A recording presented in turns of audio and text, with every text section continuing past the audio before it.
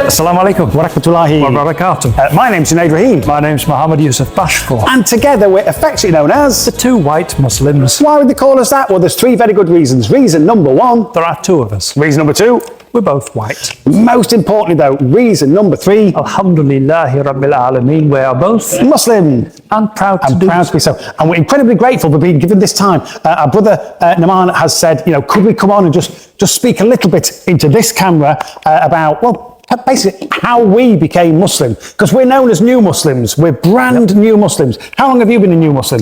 I've been a new Muslim now for just over 32 years. How about you, Junaid? I've been a new Muslim for 22 years. Oh, you're just a baby. Just a baby by comparison. But it's amazing, because I still think that's 30 years too late. You know what I mean? It took me to the age of 30 to find this incredible religion, is what I used to say. And then I realised that Allah just wanted me to live till that time, and then He chose me. You know, why? I have no idea. This proves that Allah has a personality. Has a personality and a sense of humour. He looked at me and said, look at him, let's make him Muslim. This will be a right laugh. And then 22 years later, I'm going, yeah, it is. It's great. My life is so much better. My life is amazing. And it was pretty good before. Junaid and I have oft said that we were given a gift. Yes. When we were given Islam. And we embraced that gift. And our job now is to give that gift out to other people. You know, we all know that we have had the seal of the prophets. We've had the final messenger. There are no more prophets to come. We know that. We had the perfect human being in the Prophet Muhammad sallallahu alaihi wasallam. We know this. So there are no more prophets to come, but there are millions and millions and millions of people all around the world that don't know Allah like we know Him. They are thirsty for knowledge. And sometimes we might feel a little bit unusual speaking to non-Muslims about Islam. But just remember, the Prophet Muhammad sallallahu alaihi wasallam, everybody he spoke to was a non-Muslim. Everybody. First Muslim, Khadija, and from there, 1.9, nearly 2 billion people around this world are Muslim. 20%, is it 20%? 20% are Muslim. But that means that 80% are not. We can help them. We can help them just by communicating, just by having a conversation. It's our duty to do so. We have to do this. So, being Muslim is a gift. It's a gift from Allah. Having the Quran and an understanding of the Quran is a gift from Allah subhanahu wa ta'ala. And it's our duty, our born duty, to give that gift and pass that gift on to other people. So, being Muslim is a responsibility. Being Muslim is a test. It's a test for all of us in order to just be the best Muslims that we can be and show people by example what life is all about. I have to say, being Muslim is also cool. It is. It just is. It's awesome. It really is. And one way that you can absolutely confirm that is, I'm guessing you can read the Quran in Arabic. Brilliant. Alhamdulillah. Keep doing that. Keep doing it. But if you don't understand Arabic, get the Quran in language you do understand. If that's Urdu, get one in Urdu. If it's English, like we did, get one in English. If it's Chinese, they print them in Chinese now. But get a Quran in a language you best understand and read it. You will find wonders in there that you didn't know were possible. And every time you pick it up, you'll find something new. It's incredible. It's a truly beautiful book. It's a truly beautiful message. It's a truly beautiful Allah that we've got, and He's given us the beneficent, the merciful, the kind, the compassionate. He's given us this gift. Accept this gift. Honour your position within this gift and give this gift to other people, inshallah. If we give you a quick example, many people don't actually know what Al-Fatiha means in a language they understand. No. How often a day do we say that? Well, if you're doing all of your prayers and all your supplemental prayers, you're going to say Al-Fatiha 42 times every day. 42 times every day. Every day. Can you imagine saying that and not knowing what it means? Well, should we give them a quick idea of what it means? Okay, so it starts with the Bismillahir Rahmanir Rahim. Bismillah, in the name of Allah. Rahmanir Rahim, Rahman, the mercy and the compassionate. And then it says, Alhamdulillahi Rabbil Alameen. Hamd is an Arabic word, it means praise. So when we say Alhamdulillahi, we're saying praise be to Allah, the Lord of the whole of creation, the Alameen. Yeah? Ar-Rahman Ar-Rahim, the compassionate one, the merciful one. Maliki Yawmiddin, the Malik, the owner of the day, the last day, the day on which we'll all be judged for our good deeds and not so good. So, Maliki Yawmiddin, Iyyaka na'budu wa iyyaka nasta'in. It is you, Allah, alone that we worship. It is you alone that we turn to for help. Then the rest of Al-Fatiha is a dua. You should raise your hands and say, Ihdina siratal mustaqim. Lead us down the straight path. Siratal ladina an'amta alayhim. The path of those who have earned your favor. Ghayrul maghdubi alayhim waladdallin. Not those who have earned your anger or those who have gone astray. What? I mean, when I first read that, I was ticking every line thinking, I agree with all of this, it's genius. But when I got to the bottom of the first page of the Quran, which is Al-Fatiha, the opening, when I got to the bottom of that page, I was turning to the back of the Quran to see who'd written this thing. Who's the author? Who's the author of this thing? It's genius. Of course, I know now that the author was Allah subhanahu wa ta'ala. I didn't know back then. All I got in the back of the book was a publisher, not an author. No one published it. We know who published it, yeah, absolutely. So listen, it's really important that you get an understanding of this beautiful deen. You get an understanding of this cool religion, because that's what it is. Being Muslim is cool. Embrace being Muslim. Embrace your deen.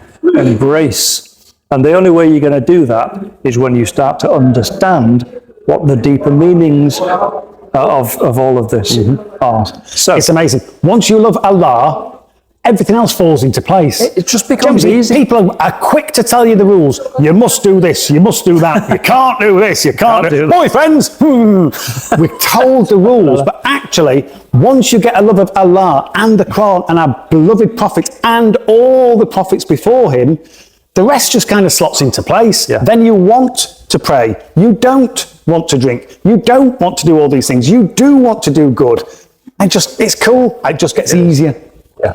So when you started the religion, when you accepted the Islam, amazing story by the way. So what are the first challenges you faced? So for example, the day you decided you are the senior lecturer. Yes, yeah, you first. And you decided to accept Age before beauty. Yes. So you must have seen the challenges, of course. So the first challenge you saw from where? From the community, from the family, from where? Really blessed in that my family accepted what I'd decided to do, and they saw it as a positive thing in my life, because they had seen me walk away from the institution of the church and to a position where I'm not practicing any faith. Yeah, from that position to coming back to praying 5 times a day to the same God.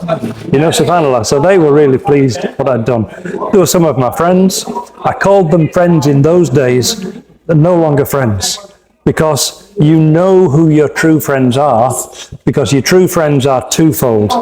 Number one is Allah subhanahu wa ta'ala. Yes, true. And number two is the people that remind you of Allah subhanahu wa ta'ala.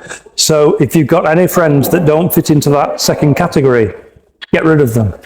So the biggest challenges you faced because your family accepted Islam with you. So the first challenge is, was some point you felt, oh, what I have done? Was there any point? I think there are points like that every single day. Yeah. If I'm honest, there are, because we're living in a dunya which is not perfect. We're living amongst people who are not perfect. We've got influencers, we've got nafs, we've got all manner of things going on in our lives, and it's so easy to get distracted and to get pulled away from the perfection of this deen. It's so easy. Yeah, have to remain focused. And that's the challenge, to remain with taqwa. Yes. We need to understand that God is there watching us. He's all around. He's listening to us. He's as close as your own jugular vein. Yes. You know, so when you understand that, what you also need to understand is that when we look at the 6 principles of our faith, the last one is predetermination. So predestination. Things have already been planned for us. Yeah, and we might think we're making all the choices because we make choices, don't we? If there's a left or a right road to go down, we make that choice. What we need to understand is that Allah knew that we were going to make that choice, and that path was already written for us. Yes. You know? So no matter what's going on in your life, be it good or bad, to be Muslim is fantastic, because if a bad thing happens, you say Alhamdulillah. Yes. And you bear it with patience and you learn from it. MashaAllah. If a good thing happens, you say Alhamdulillah and you enjoy and you embrace the good. You know, and this is only true for the believers. This is only true for the people with True believers. Iman, and taqwa. This is only for those people. And when you get that, then Alhamdulillah, being Muslim just becomes a whole lot easier. And like Junaid said, it's so cool. What's your story actually? When you accepted the Islam, so challenges, any kind of things you, at the very start, very beginning? Yeah, I mean, there were challenges in the regard that for people that were born into the religion, you create the habits early on. Yes. And to create those habits was a challenge. Silly things like sitting on a hard floor was a challenge. Sitting on a hard floor to eat was a challenge. My ankles would kill, my knees would kill, and it took me, months and months just to get where I'm comfortable sitting down. But then the kind of the rules that are put on us that you're used to, it takes some getting used to. Before I became Muslim, I could eat anything, anywhere, anytime. Now I have to think, but that's a good thing, because Allah is constantly in my thoughts. I'm thinking, is this right? Is this halal? Is this permissible? So it's change, it's different, but it's a good change. I would say the only issue my parents had were I converted not long after 9/11. Oh, okay. And so, there was no connection between the two. It was just coincidence, although there is no coincidence in Islam. But my parents were concerned just for my safety, really. They likened it to becoming a Jew in 1930s Germany. You know what I mean? And they were terrified. But outside of that, they were so happy and so pleased, because, hopefully I'm the same guy that they raised, because they raised a good human being. They raised a good child who it became a good man, you know what I mean? And so I would like to think... What happened to him? Well, yes, yeah. I don't recognise that. Long gone. But I would like to think they look at the man that I am now and go, yeah, we had a lot to do with that, not just the religion, if that makes sense. Yeah. Because the values that we have in this great British Isle of ours are completely aligned to the values of Islam. Yes, they are. We're taught as children to be good, to be well-mannered, to be respectful, to be on time. I say that one because, let's be honest, some of the Muslims I know aren't taught that one. GMT, yes. There's Greenwich Mean Time. There's also generous Muslim time. Absolutely. Yes, and so, I would like to think that parents look and go, well, actually, if I've raised a good child, I've raised a good Muslim. Yeah. Because they're the same thing. Yeah. Exactly the same thing. Perfect. So I need an advice, because the people who are doing the dawah, they love to make someone Muslim. Okay. Yep. The moment someone becomes a shahada, for example, if you are on the dawah table or somewhere, and one person say, okay, I accept the Islam. Yep. What the person who are doing the dawah have to do with the new Muslims? Yeah. What the problem we are facing? Person said the shahada, yep. Okay, accepted Islam. So we make the good picture, and yep. then thank you, bye bye. Yeah. So what's the next step? This is an issue. It's a big issue. Major issue. Step one, shahada. Step two, and people are left to their own devices. It's a very isolating experience, because you're moving into a world that you don't fully understand, and it seems incredibly complicated, and there seems to be so much information. And so I would say, just be a good friend to them. Invite them to the masjid, invite them to your home, just spend as much time with them as possible, because they will have questions and they'll have insecurities. Just walking into a masjid as a previously non-Muslim is challenging. Yes. I remember when I first became Muslim, I could only spend so much time in the mosque, and then I'd say, I'm totally sorry, I have to go. And it was just all my overwhelming, all my apprehensions getting the better of me. Now, you can't get me out of the mosque. Right. I love being in a mosque, but that takes some time, and it just takes a friend. It takes a friend. I mean, not longer, a year after embraced Islam, I met and married my wife. And so that really helped. Do you know what I mean? Because with her came her family and her network of friends. And so we've learned on this journey together. So just having people there is incredibly important. It's not something you can do alone. I'm sorry. So I'd say one more thing. Most of the people, they think when you become Islam, you must have to change the name. So what was the story? Did someone push you to change your name? Not at all. Or that was your decision? And you said when you became a Muslim, it was 30 years back? Yes. You must be at that time 10 years old? That's right. I was absolutely, bless you. Again, I'll tell my wife that later. Yes. Tell my wife. SubhanAllah. And you were 80 years old. Yeah, absolutely. Alhamdulillah. So I was 28 years old when I embraced Islam. Alhamdulillah. Do you know? It was a wonderful thing that happened. Wonderful thing to become Muslim, and but the thing is, having a name that my mum gave me was also a wonderful thing. I was born and raised as Adrian. You know, that was my name. Yes. That was my name. So I kept that name for a very, very long time, even after becoming Muslim. Oh, really? Yeah, so I became Muslim in 1991. Yeah. Was it 91? Can't remember. I was losing track. It sounds Long about time right, ago. 2001 for me. You're late. Yeah. So it was in 2008 that I did the deed poll name change. Yeah, when I did the actual, this is now officially, Mohammad Yusuf Bashforth is now officially my name. Who took you to this point that you have to change the name? This is your decision? It was my decision. It was your decision. I was about to go on Hajj. And I just thought going on Hajj with a passport with a Muslim name is going to attract less questions than going on Hajj with a Who is this Adrian? yeah. What kind of Muslim name is that? Yes. Yeah. So I made the choice, but I've never looked back on that choice. I've now got the name Mohammad Yusuf. Both of those people, we know who both of them were. If I can live up to 1% of what those people were, I'll consider that a great result. High five. You know? So I love the name. I love the fact that I'm now called Mohammad Yusuf. MashaAllah. What's your story? Someone pushed you? Not at all. You have to change your name? Not at all. Not at all. And much like you said, I mean, my name was James, not Adrian. My name was James, and I kept James for an awful long time. My parents gave me the name James. I kept it for an awful long time. Even after becoming a Muslim, you was James? Even after becoming a Muslim, I'm still James. Yes. In fact, Jimmy, because everybody knew me as Jimmy. So for probably, I don't know, maybe 7 or 8 years after. And it was only after my wife and I got married, and then we were looking to have children, we kind of sat down and decided we wanted a name that, with the best will in the world, you know, if the children kind of went towards my skin tone, teachers might not know that they're Muslim to look at them. Yes. And if they've got a Western name, they definitely wouldn't know. So we wanted our children to have an Islamic name. We wanted our children to have an Islamic surname.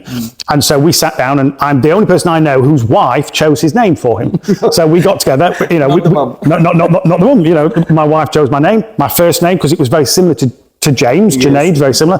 And we chose the surname Rahim together because we wanted our children to it be very obvious. And it's not to look at them. Identity, isn't it? It's an identity. It's an identity. Perfect. Thank you very much for your time. Oh, it's a pleasure. I'm Great to sure talk to you. the people who will see this video would love to learn more about you, and definitely. And thank you very much. You bring the Quran, mashallah, today. Pleasure. So most of the people were saying this amazing Quran. Pleasure. Thank you very much for your time, and inshallah we'll see someone. Hafiz Noman. Yes. Hafiz Noman. It's been an absolute delight to meet you. Thank you so much. Thank you. Thank you. Thank you very much. Thank you very much. If anybody did want to learn a little more, if you want to go to 2 White Muslims on YouTube or 2 White Muslims on TikTok, or if online, just go to 2 wm.co.uk. You find out much more about us there. Inshallah.